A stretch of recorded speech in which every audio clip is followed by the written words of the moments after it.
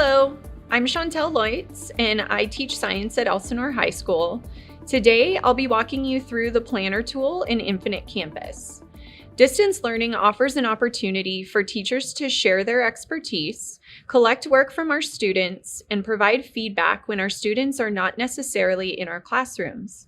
In response to the COVID-19 pandemic, the state legislature passed SB 98, which spells out how we can offer instruction given the unique circumstances that we find ourselves in.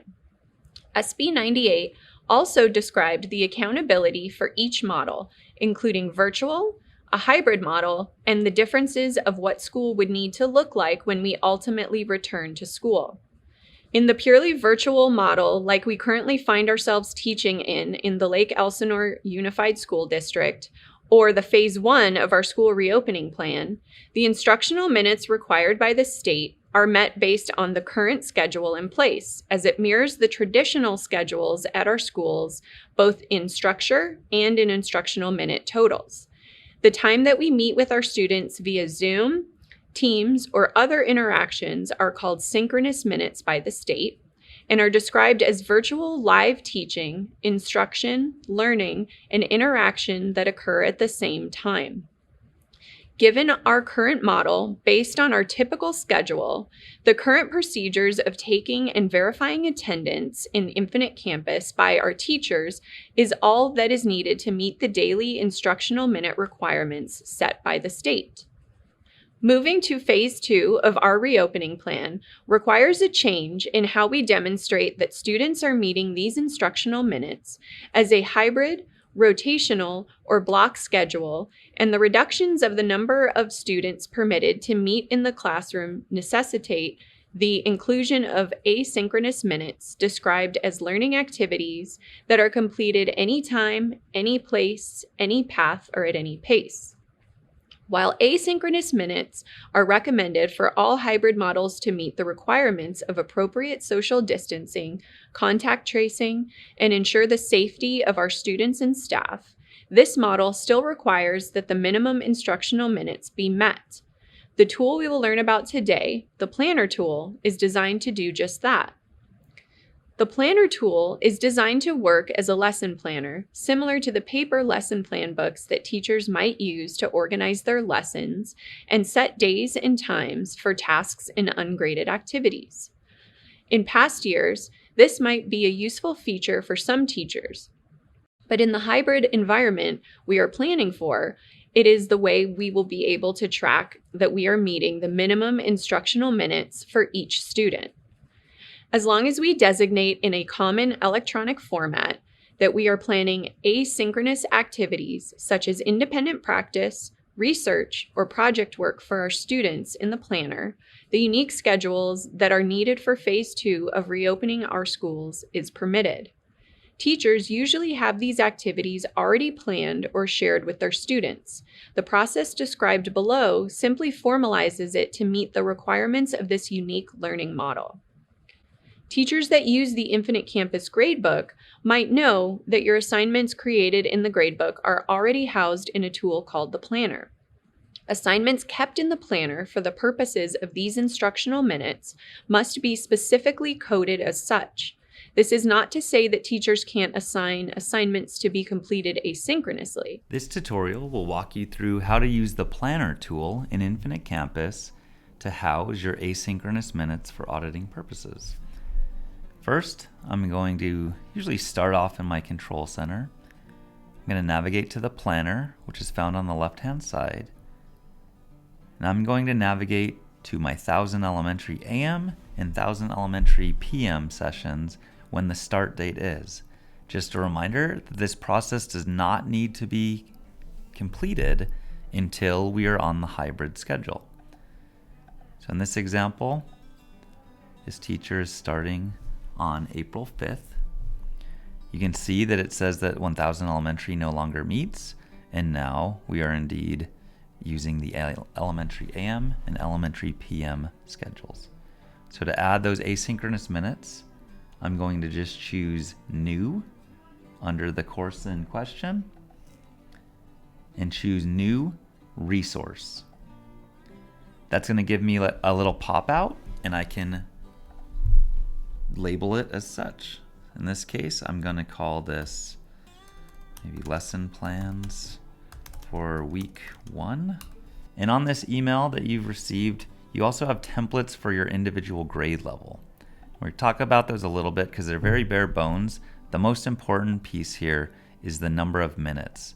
So in transitional kindergarten and kindergarten, students are required to have 45 minutes of asynchronous time or asynchronous activities each day.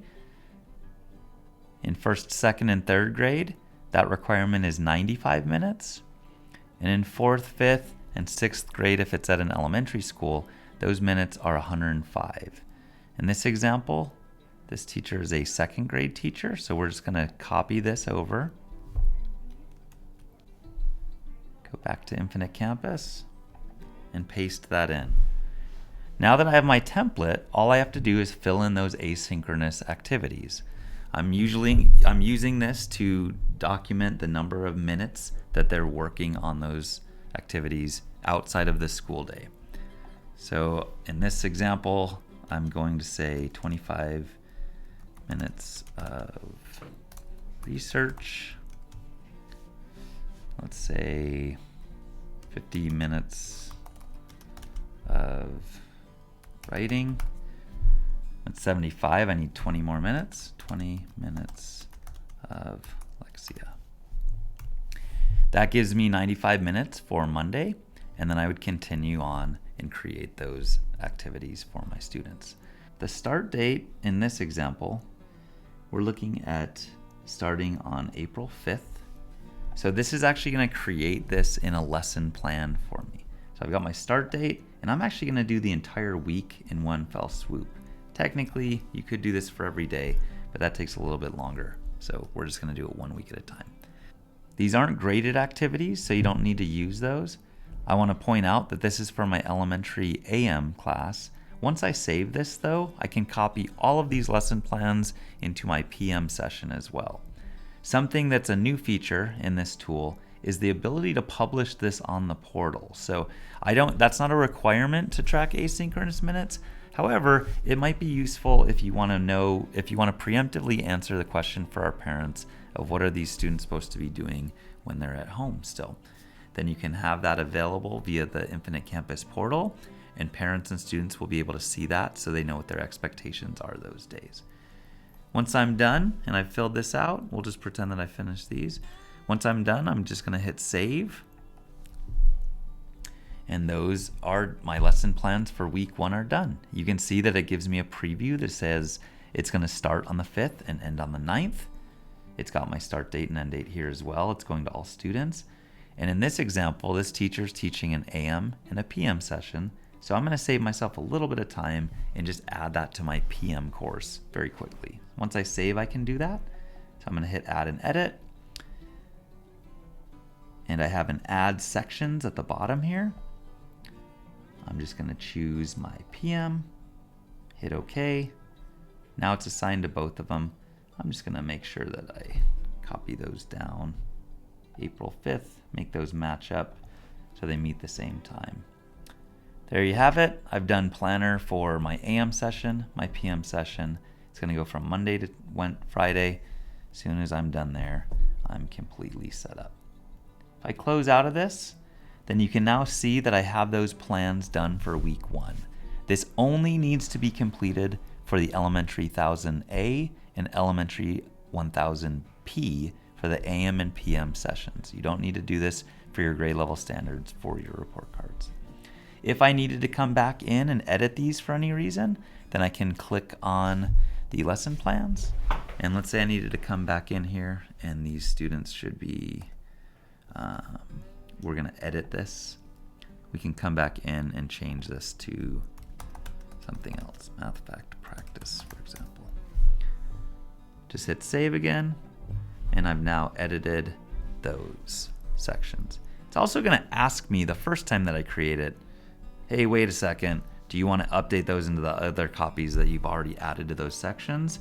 Of course, I'm going to hit update selected, and then it updates that automatically as well. That's it. You don't have to worry about scoring. You're not doing any quizzes or submissions and all those, but pretty straightforward. I'll do that really quickly again. so we can see how we plan that. Go over 1 week. I'm going to go to my 1000A and go to New Resource.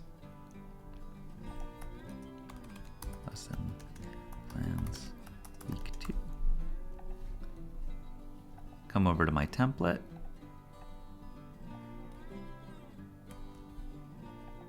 Let's copy that in so I don't have to remember how many minutes. After a while, I'm sure it'll be second nature. I'm in the second week here, August 16th or April 16th. So now I have my start date of April 12th to April 16th. And from there, you'd simply fill in the activities that you'd like your students to complete when they are not at school, making sure that the total number of time adds up to the total requirements for your particular grade level. Again, for TK and kindergarten, that's 45 minutes. For first, second, and third graders, that's 95 minutes per day. And for fourth, fifth, and sixth graders that are in elementary school, that's 105 asynchronous minutes each day. So I hope that was a helpful tutorial for you. As you can see, the planner tool in Infinite Campus is a really easy way for us to account for the activities that students are completing during asynchronous time. Thank you.